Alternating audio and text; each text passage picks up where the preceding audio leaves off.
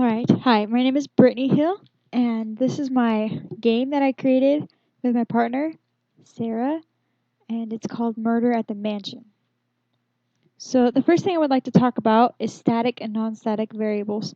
A non-static class has full access to members of the class where it is nested. A static class does not. And so, for example, here in the map control, we have a bunch of functions here that are referenced in other parts of the game, that are made in other parts of the game. For example, here, murder at the mansion, .get current game, .get map, each of those are non-static. Now, for example, when you come down here to the create scenes and you want to create a new scene, you have to put in the new variable and create a whole new scene. Well, here we create a scene array, but we do that because it is static. Now, the next part I want to talk about, I kind of mentioned, are the arrays. An array is a fixed list of objects or primitive values. All of the objects must be the same type. Now, let's go to another example in the map class, and here you can see we create an array of locations. So that it's actually a double array or multi-dimensional array of locations. And this is used only when you have a fixed list of objects that you want to add to later on. Now, the next thing is an array list, which is a variable length list that may contain different types of objects. Objects of any type can be dynamically added to and removed from the list. This is a lot more helpful in making arrays because you can add it to it and subtract from it. You can also do different types. And so we're going to go look at the main character class, which is right here in the model section. And here we've created an array list of items called backpack. That means each of the items can be different types of items and they can be added to or subtracted from this array list. Now the third type is called an enum. An enum is a fixed length list where all the items are the same type, but they can never be changed. Each item can be referenced with a keyword or name. Now we're going to look at an example of this in the character class, which right here we have a list of characters which have different names or keywords so we can reference them later, and they each have two different types of values. One is a string and the next one is a point value, which we create inside of the enum.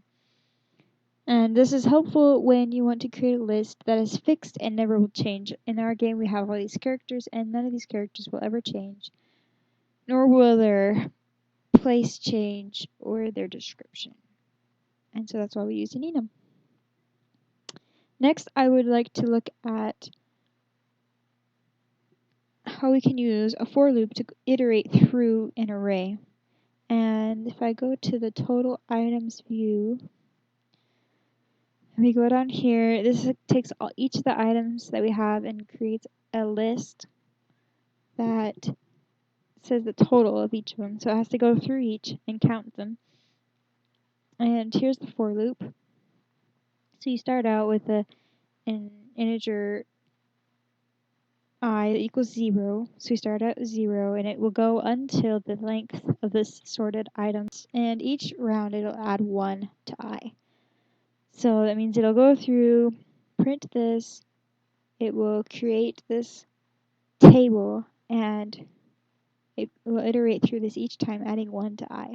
Now I would like to show you how to use a throw and catch statement, which we can find in the map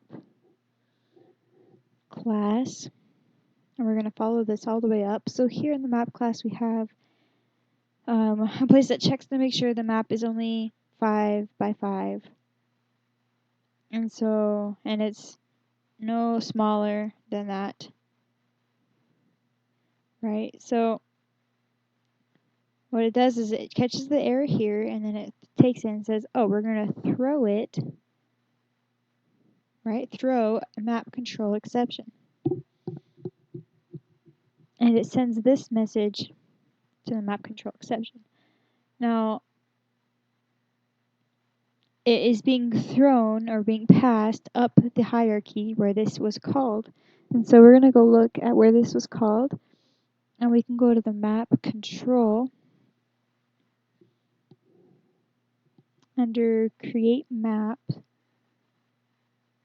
and you can see that it was called, the map was called right here, and we can see it says throw map control exception. And so that is once again thrown to where this was called, and it was called in the game control, which is right here in the create new game function. And in this function, you can see create map was called here, and it throws the map control exception up one more step in the hierarchy, and we will see where that is. It's in the main menu view, and in the main menu view,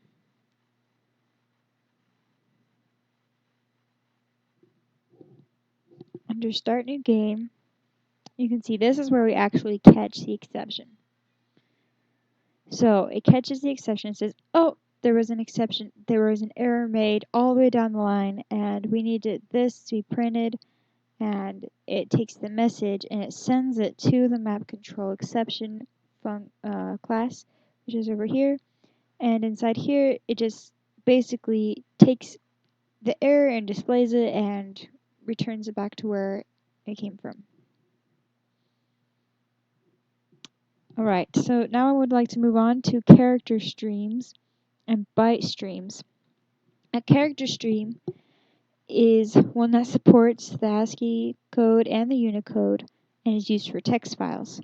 That means when you send a character stream to a file, it will save as text. And the byte stream is will save binary data. It stores data byte by byte and only has ASCII format. It does not have Unicode, which is unfortunate for anyone not living in the United States. And so we can see that an example of writing in the class that I already showed you in the total items view that I created. And this one, you can see, here we go. So first we have to create a new print writer object that we call outFile, and we pass in the file location that they asked the user to write in. And then we use the outFile in the println to print out a table, which is right here. And then the outFile, that println to print a string, and all of the data types.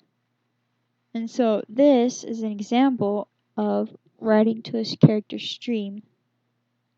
And this will create a document, which usually can be opened with Notepad in the same location or in the location that the user chooses to write down. Alright, so the next part is to show you how this game works, which I'm way excited to show you. And